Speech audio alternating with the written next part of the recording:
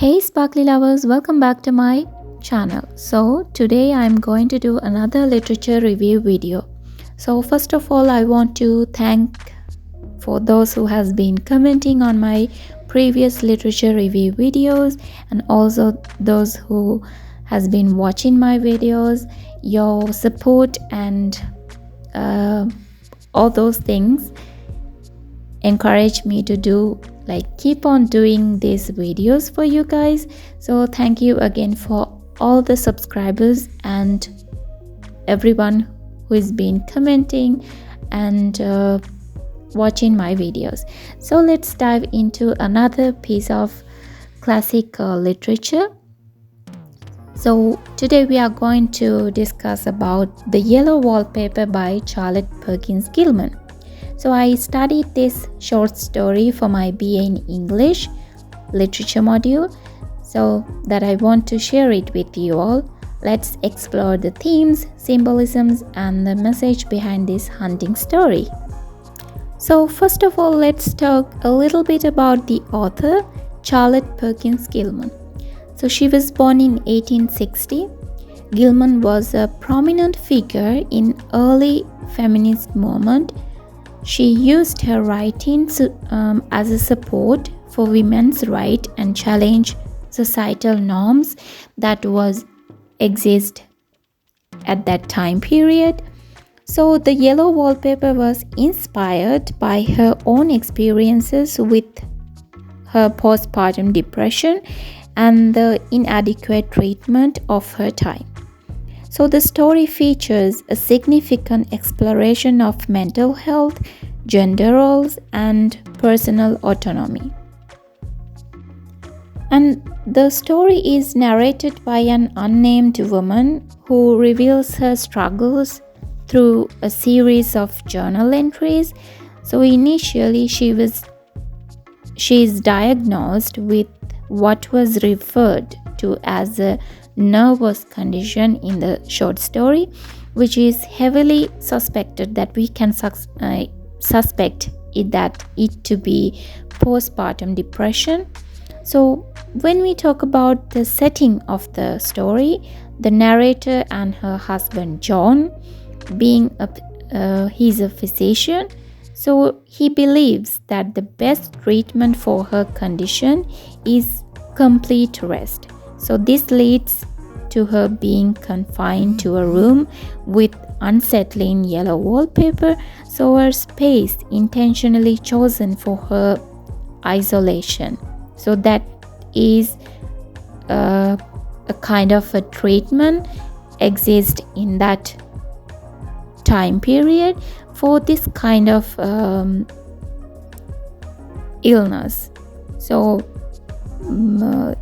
it is called complete rest, and the one who has this illness is chosen to be isolated to a room. And so we can see that the narrator is not only physically barricaded by also psychologically dominated by John's controlling nature, like men taking control over women. He forbids her from writing and engaging in any form of intellectual activity. That's why we can see, we find out when reading the short story that she's been writing this diary thing in secretly, to express her mentality, what's actually is her position, what actually she feels in that moment, when she is suffering from that postpartum depression or that mental illness. So she was expressing her thoughts and feelings by writing a diary or a journal, but she has to keep it as a secret because her husband, as a physician, does not recommend, like, he forbids her from writing and engaging in any form of intellectual activity, believing that this will helps her to recover. Okay, then we will talk about a little bit about the room. So over time, the narrator's relationship with the yellow wallpaper shifts from disgust to obsession. She begins to see patterns and shapes that seems to be like on her vision, they seems to be to come alive, trapping her in an ever-growing spiral of anxiety and confinement. So when we see about the wallpaper itself, so within the wallpaper she imagines a woman much like herself who is trapped, and this becomes a symbol of her own entrapment and the broader theme of women's societal repression, women's representation of the society at that time period. So that's what the wallpaper, the yellow wallpaper itself, is a symbol. It symbolizes the women's entrapment in the society in that period of time, how women are treated in the society. So as her obsession with the wallpaper deepens, we see her mental state deteriorate, like her attempts to understand the wallpaper become a desperate quest for freedom and identity in a stifling, like in that environment. So she is a kind of quest for her freedom. She's struggling for her freedom. She feels like she's trapped in that. So when you read the story, you will feel that at the very beginning how it's like, and when the story goes on, you will identify like this thing.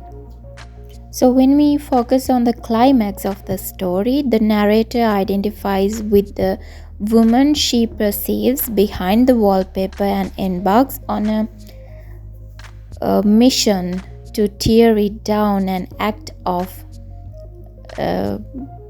defending herself that reflects her complete mental breakdown. Like she's trying to rip the wallpaper, and her action reflects that her she's completely, like, mentally broke down. Like it's kind of a mission to her to get rid of that wallpaper.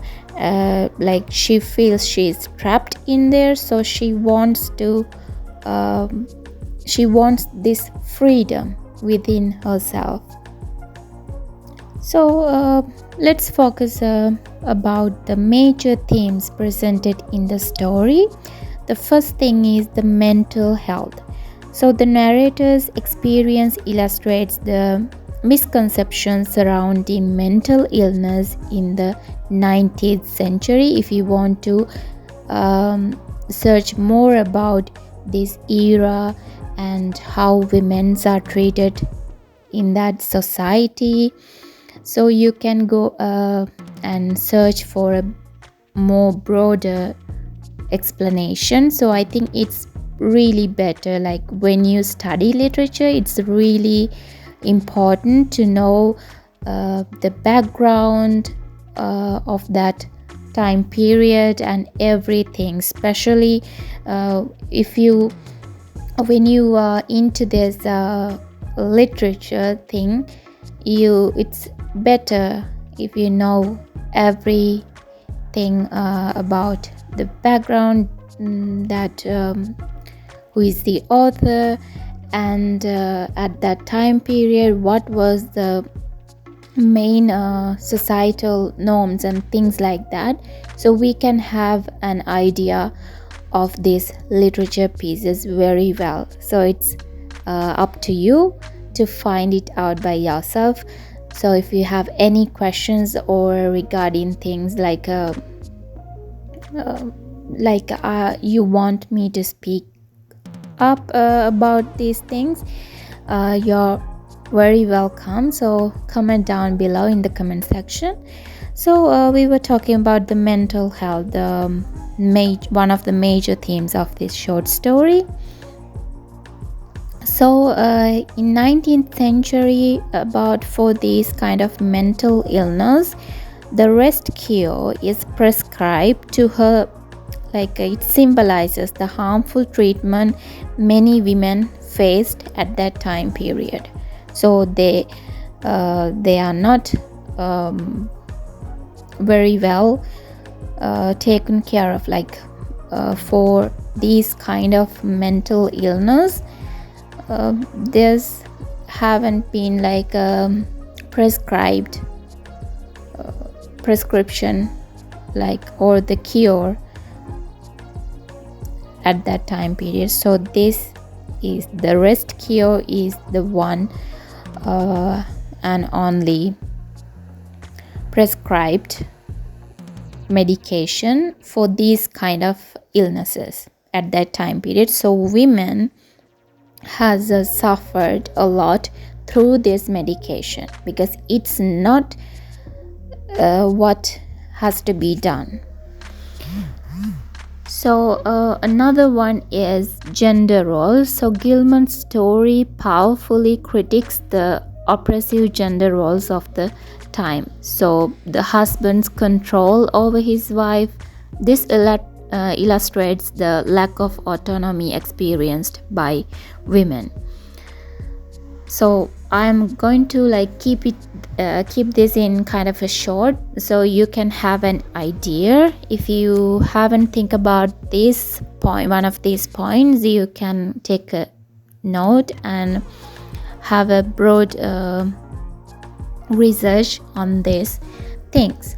So this is next one is the societal norms. The narrator also highlights societal expectations of women and like pushing the narrator to conform to a role that exceeding her depression, like.